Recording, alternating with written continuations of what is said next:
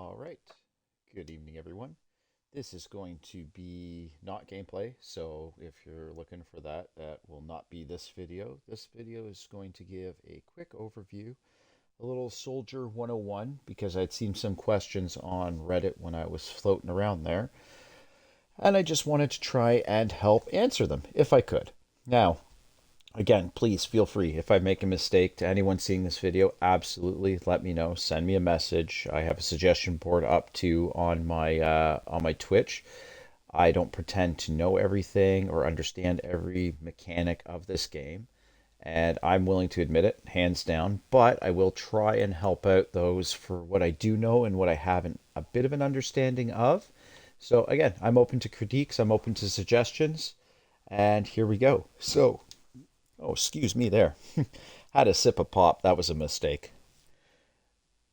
So the question was about perk points and what you can do with them, and if it's a huge difference if you start adding them now or waiting till your trooper gets to 5 stars. I have a couple of different ways I look at this. Personally speaking, I actually prefer my troops to reach 5 stars, and I will show you guys why in just a sec. So we are going to pull this guy out for a minute, and we are going to grab your run-of-the-mill level 1 guy.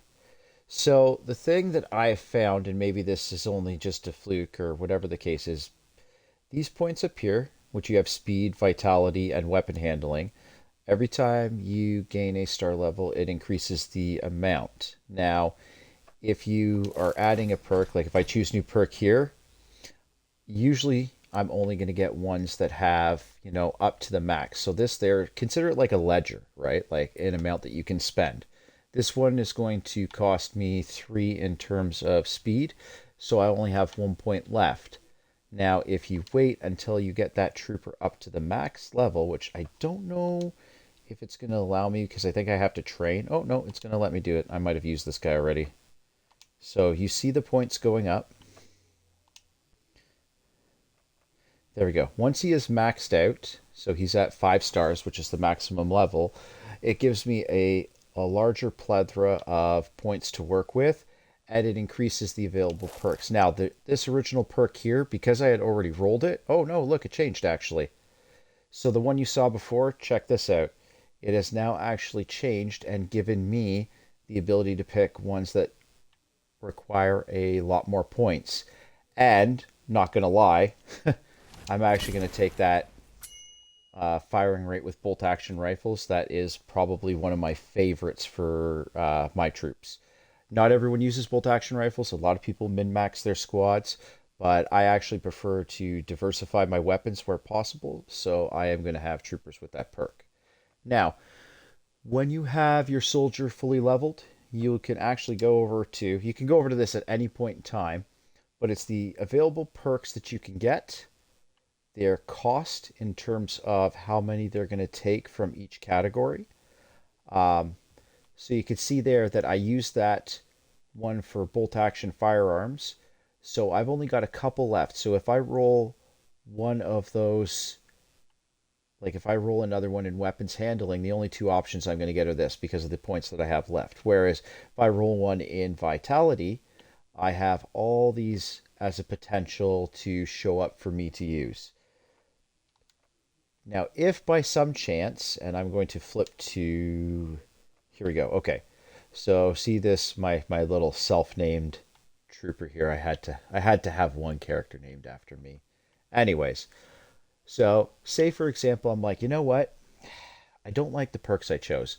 I got this guy all the way up to 5 stars, but I want to change something out. The good thing about the system is, in this particular case, I've used this trooper for so long, I have 63 retraining points. And basically that means I have 63 times I can swap one of these out and either pick the same one if the other two I get are not the ones I want, or change it to something else. And I'm actually going to do that because this poor bastard here, has not had the perks that I wanted him to have. So I forgot that I can actually do this now.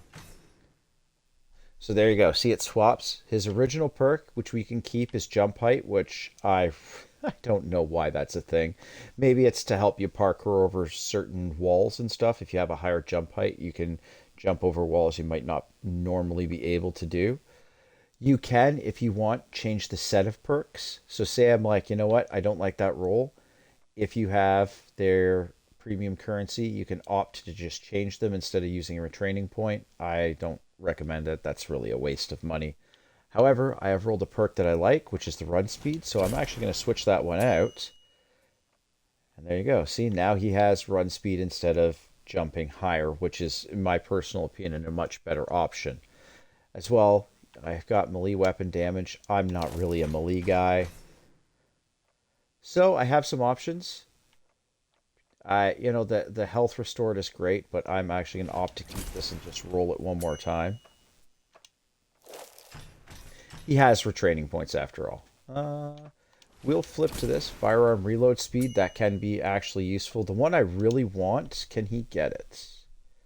Yes. So I'm not going to keep. I'm not going to bore you and keep retraining until I get the one. But some of the perks that some of these troopers can get, like firearm vertical recoil, a reduction in that, can make you extremely useful when you're using semi-automatic rifles, especially if they recoil heavily on the vertical plane. So I do like that point. Now, as you see, my retraining points have gone down.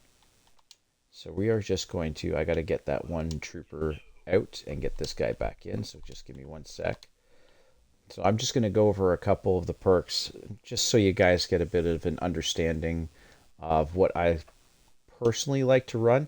And again, my it's just my idea. Everyone's got their own play style. Everyone kind of wants to do what they want to do. So this is just as a guide. It's not a be all and end all. You got to find what works for you out there. So favorable perks for me, and there are, you'll notice that this guy here, he doesn't have the same options as my other trooper did. If you look at available perks, there are some differences there. It's because one is a trooper 1, one is a trooper 2. And you'll notice that if you look under the little bullet symbol there that denotes he's a rifleman, you'll see the pips, right? And the pips there, oh, I actually just noticed it says rifleman instead of trooper now. Huh. All that arguing with that one guy online. Anyways, so they'll get a different base skill that you can't retrain. In this particular case, it's sprint speed. Anything that makes you run faster or sprint faster, I personally think is a great asset. Having someone be able to cross, through a opening or through a zone of fire, or a lane, as I call it sometimes in my videos, to be able to do that quicker, I find is important. So you'll see that I do favor a lot of my troops to have run speed. And oh my god, this guy has weapon aiming. Apparently we're going to keep that. Let's see if I can get run with him. Nope, climbing speed. Now, if by some chance you don't have retraining points, you can instead take one of these away. It'll allow you to pick something else after you retrain the star. So you have to actually go into combat and play with the trooper again for a little bit, and eventually you'll get an option to... Nope, we're keeping that. You eventually get an option for him to actually earn that star back. I wonder if I got a guy I can show you that. Or do all these guys have all retraining perks? Nope, okay. I can't show you that, unfortunately. I think all these guys are fully trained. So anyways, I'll just give a little blurb on perks that I like, and then go leave the rest up to you. And if you have any questions, I'm absolutely glad to help. So, ones that I like, this one is highly useful to me. Your sprinting speed, like I just talked about before, being able to run faster and move faster, I think is always a plus. It can get you in and out of situations quicker, make you harder to target. Always a bonus. So if you happen to get one of those, and especially if you get the 15% sprint speed, it's pretty amazing. The med pack usage speed is nice. I don't run my guys with the large backpacks and multi-med kits, only because a lot of the times if I get DBNO'd, if I'm downed, chances of me, I'll get up once, but chances of me getting up multiple times is low. My survivability is low, and I don't try and pretend it's not. So that one is a nice one to get if you get it. If you got enough speed points there, you can potentially get the med pack usage and say the run speed. That's a good combination for me. For vitality, I actually enjoy ones that give me stamina, right? In this particular case, this one has, the stamina, 100% stamina here. Top tier one for me because I end up doing a lot of running and I end up doing a lot of, crossing long distances, right? So the faster that you can do that, the better before your trooper gets all tired and he's out of breath. However, the vitality one is also really useful because every trooper's got 10 life, basically 10 hit points, we'll call it. If you look at weapon damage, for example, if I look over here, I'll show you real quick. So if you look over here, within 10 meters, I'm doing 14 damage. So that's a one-hit kill basically at that range. However, when you're sitting out at 100 meters, that goes down to 10.9. So, trooper with 10 life, normally, 10 hit points, you get the 35% vitality. Now you're at 13. So now that hit that you took at range isn't going to drop you. Someone's going to have to follow up, and that's a bolt action rifle. If you're talking semi-automatics, that could mean 3 bullets at range. So it increases your survivability definitely at range. The closer you get, if your opponent is using bolt action rifles, you might survive. You might not. It's a 50-50, but it is a good skill to have if you manage to roll that perk. On to the weapon handling one.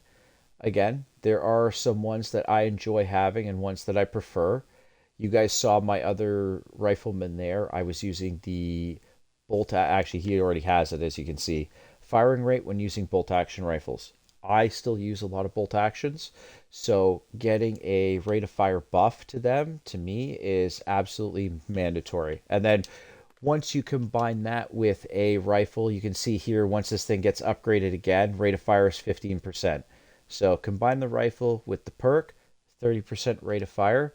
That makes a huge difference to me using bolt action rifles. You can start to get some really, really quick ones. And for some reason, my explosion pack is a VG2. All right. The game is still having some glitchy stuff.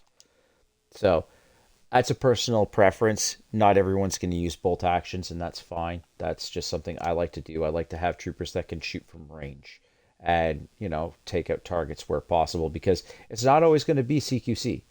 If you think you're going to be fighting nothing but close quarter combat and you have nothing but really, really short range weapons, you'll lose out on those lanes and those maps and those areas and zones where people can pick you out from distance. So I always run a mixture.